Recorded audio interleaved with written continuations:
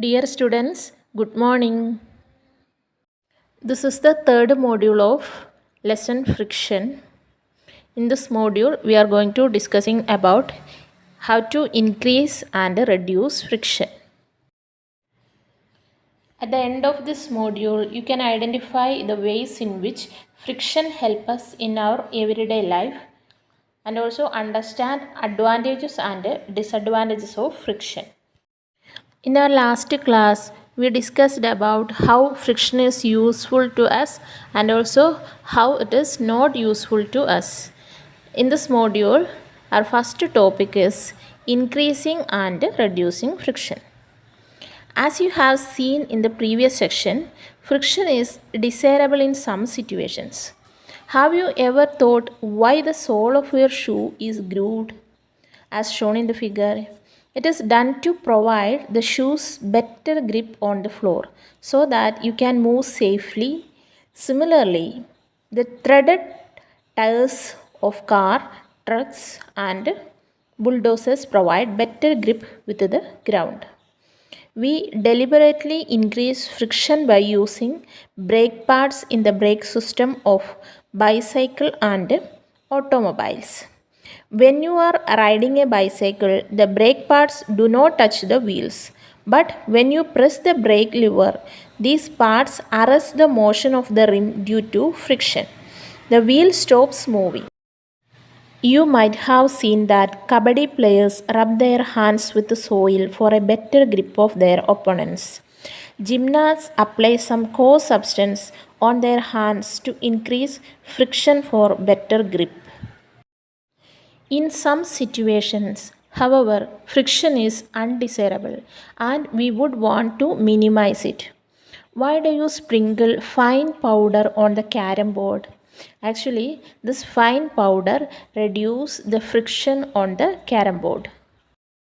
You might have noticed that when a few drops of oil are poured on the hinges of a door, the door moves smoothly.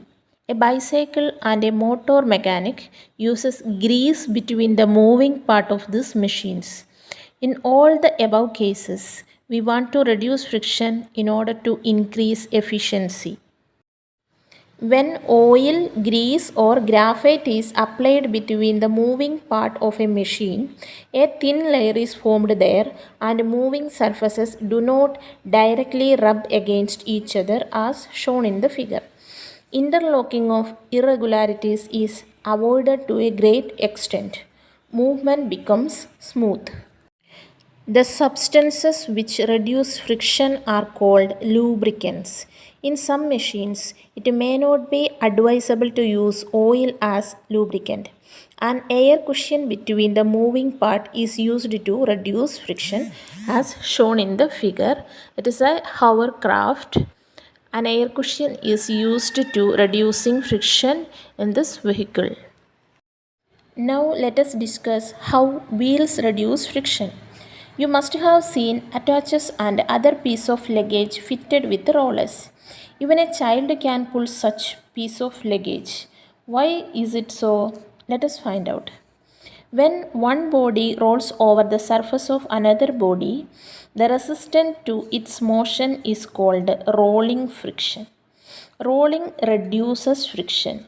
It is always easier to roll than to slide a body over another.